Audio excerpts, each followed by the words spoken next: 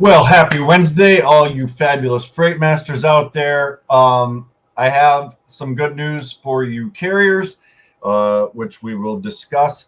I do apologize for not being back here yesterday. I had a little bit of a family emergency, so yeah, I was unable to get to yesterday's video. So as the video is titled, Carrier511 is going to be a new platform for carriers. I'm sure most of you are aware of Carrier411, which is primarily for brokers, right? And it's caused some frustration for carriers out there because they basically don't have a voice on any, carriers have at times felt blackballed unjustly through Carrier411. So we're going to go through a little bit of Carrier411 and tell you about the new Carrier511 platform that they will be rolling out in the near future. Okay. So basically a little history on Carrier411 and how they began. In 2004, the CEO, Darren Brewer, basically saw kind of a big issue in the freight industry. Okay. He ran a factoring company and had to manually verify each carrier's compliance daily, which was a time-consuming, an error-prone process. Okay. Basically, he was stating that, every day his team was verifying compliance and safety for each client, using whatever government data they could get their hands on at the time, right? We're talking 2004. So, that's 20 years ago, right? He had a background in transportation tech and kind of, put together a new solution. The concept was pretty simple. There was a platform that would allow brokers to track carrier compliance and safety automatically, updating data in real time. And that inevitably became Carrier411, which is now used by over 4,500 brokers and major shippers like Walmart, Coca-Cola, etc. Okay. 411 automatically tracks carrier compliance and safety while brokers rely on it. Carrier411's policies, such as blocking carriers, make it make it sort of controversial in our industry. Okay. So according to Brewer, this keeps the tool focused on helping brokers and shippers track carriers without interference. Many carriers feel this restriction is unfair, but he argues that it is essential. It's stating carriers have no reason to research, qualify, and monitor other trucking companies, right? So not giving them access to it, essentially. We don't let carriers have accounts because scammers could use it to monitor competitor MC numbers and manipulate the system. Sort of makes sense, right?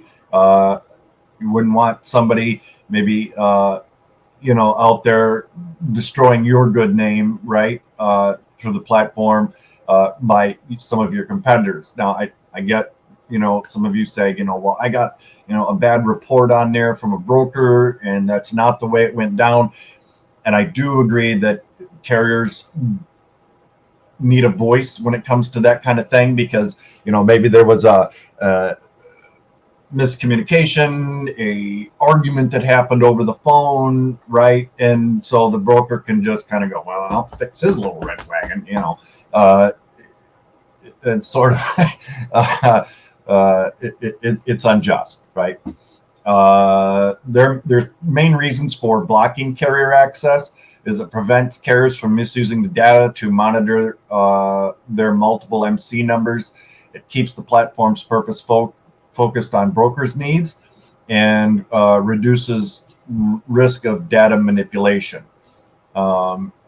Carriers say they should be able to monitor their reputation and respond to reports, right? As I kind of mentioned a moment ago.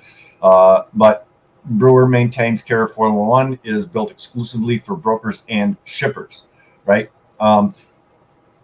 Again, yes, it's built for brokers and shippers, but if you feel like there is an unjust report on you, right, and you're kind of being blackballed, You should have a voice in, responding to that. Maybe not give you access to, updating reports or anything like that to other carrier MCs. It seems like there's something that could be done there, right? So basically, if you search for Carrier411 online, you'll get plenty of carriers voicing their frustrations on forums like Reddit, mainly from carriers who feel unfairly targeted by Freight Guard reports, right? Carrier411's Freight Guard reports and its new permanent record policy are two of the most hotly debated features.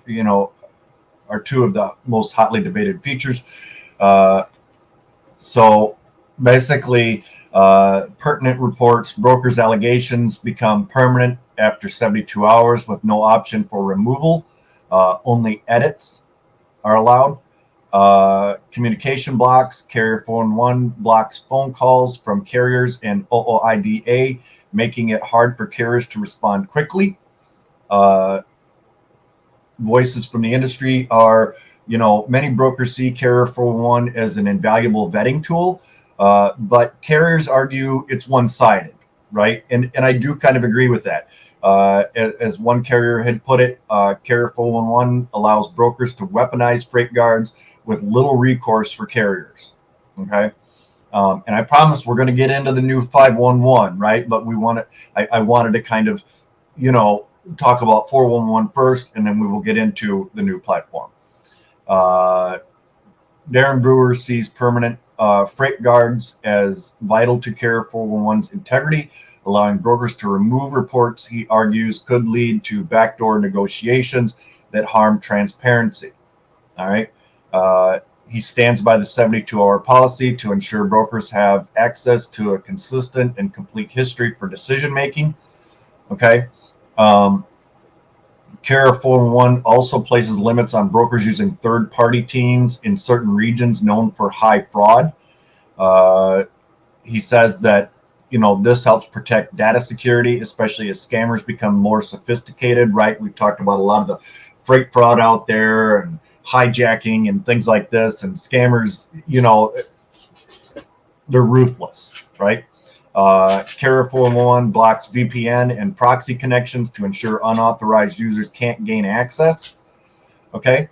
And some key facts about Carrier411, their customer base, again, over 4,500 brokers use Carrier411 alongside 600 large shippers and organizations like the FMCSA.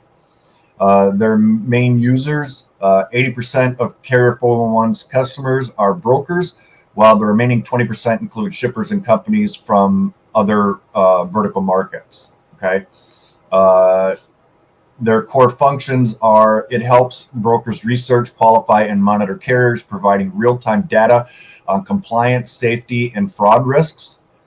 The carrier restrictions: Carrier411 blocks carriers from using the platform to maintain data integrity and prevent misuse. I see both sides of this, right? So I'm just kind of stating some facts here. Outsourcing limits.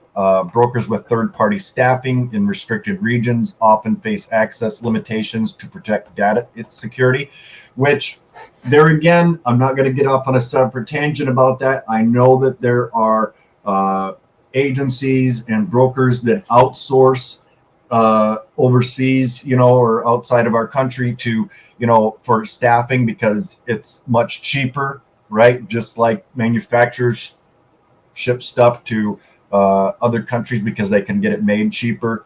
I'm not going to get into all of that, but I do agree with that, because a lot of those countries don't have any restrictions or laws, pertaining to anything.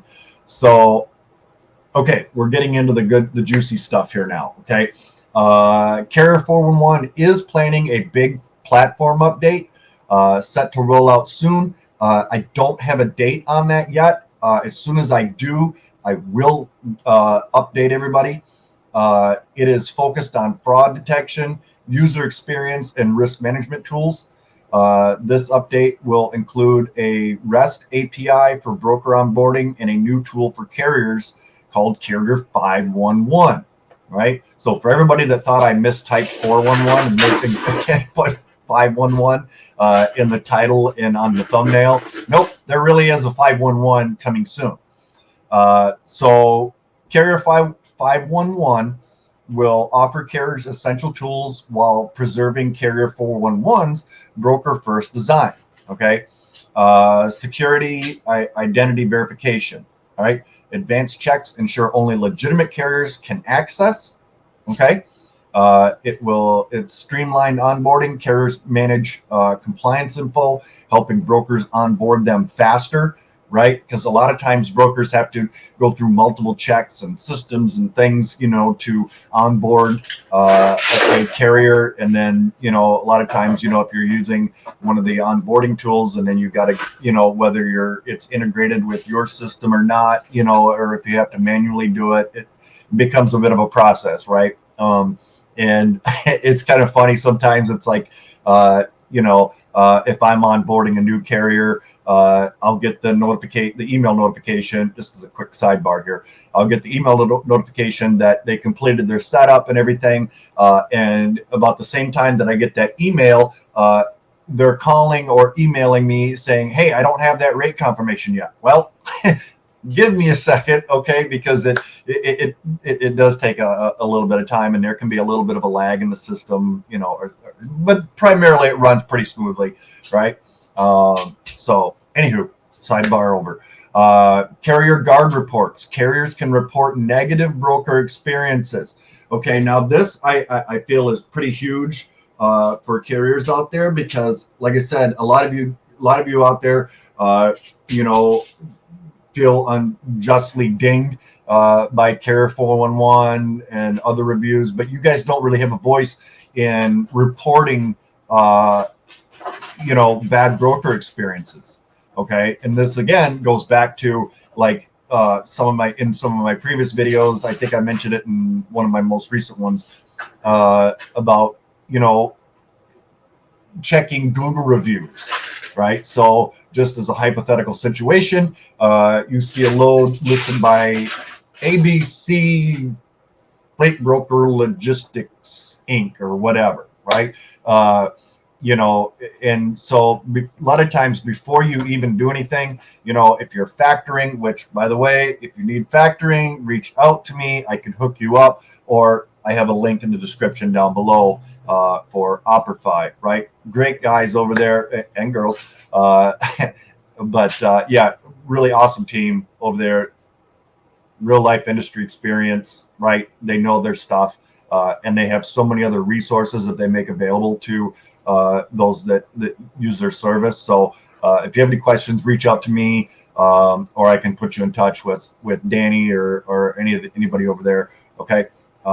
But moving on, yeah, a lot of you feel unjustly dinged and not really having a voice. But yeah, check those Google reviews, right? Besides, checking with your factoring company or whatever else you're using to, check. And you can't just rely on the FMCSA, right? Because we just went through this like 2 weeks ago.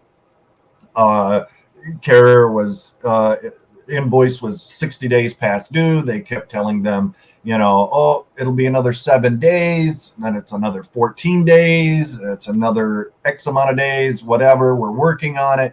No.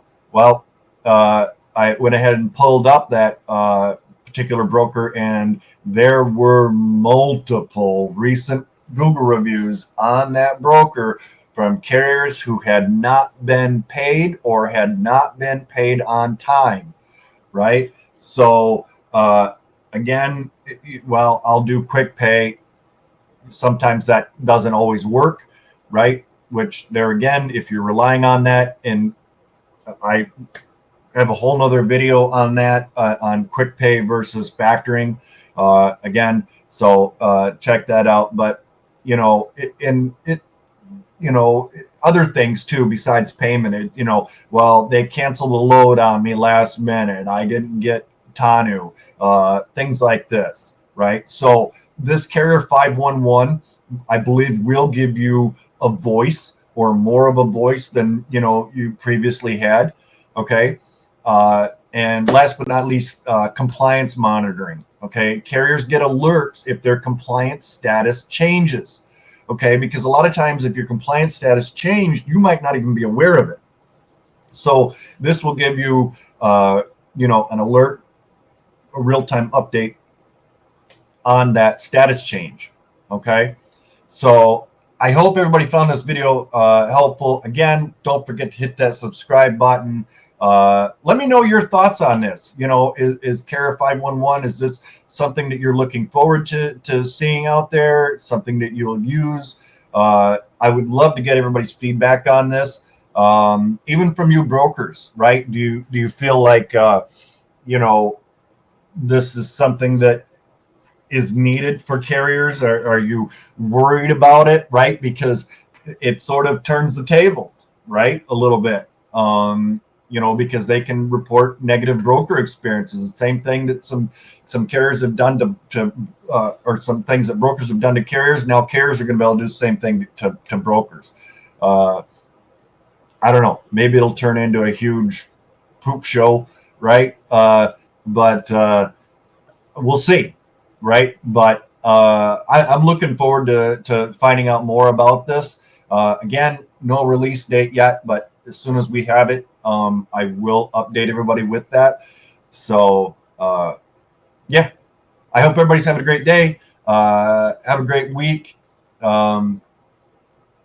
kind to one another. And if anybody wants to reach out to me directly, as always, freightmasterresources@gmail.com. Like I said, I appreciate everybody that watches, likes, subscribes, comments. One of the second to the last video that I did, we got quite a few comments on that one. About truckers being laid off and things like this in Illinois. So if you haven't already seen it, check that out. Yeah, but like I said, I hope everybody enjoys, and till next time, bye-bye now.